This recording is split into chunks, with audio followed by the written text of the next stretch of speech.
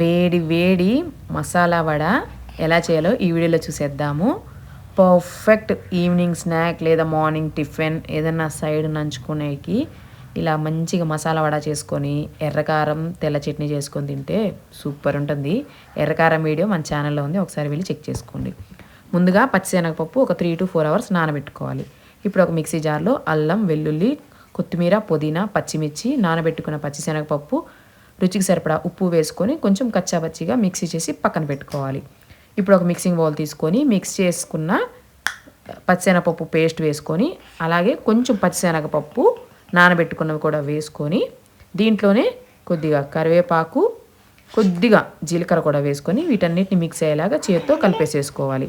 ఇప్పుడు డీప్ ఫ్రైకి సరిపడా ఆయిల్ పెట్టుకొని, ఆయిల్ వేడైన తర్వాత చిన్న లెమన్ సైజ్ బాల్ అంత పిండి తీసుకొని అరచేతిలో వడల్లాగా తట్టుకొని వేడి వేడి నూనెలో ఒకదాని తర్వాత ఒకటి వేసుకొని గోల్డెన్ బ్రౌన్ కలర్ వచ్చేంత వరకు రెండు వైపులా తిప్పుకుంటూ కాల్చుకోవాలి. ఇలాగా గోల్డెన్ బ్రౌన్ కలర్ వచ్చేంత వరకు కాల్చుకొని వేడి వేడిగా సర్వ్ చేసుకొని అలా ఒట్టి కూడా తినేసేసిన సూపర్ అంటే సూపర్ టేస్ట్ ఉంటుంది. చల్లారిపోయిన తర్వాత కూడా ఈ వడలు చాలా బాగుంటాయి టేస్టు. ఒకసారి మీరు ట్రై చేయండి, మీ ఫ్యామిలీకి కూడా షేర్ చేసి మీకు ఎలా కుదిరిందో నాకు కింద కామెంట్స్లో చెప్పండి.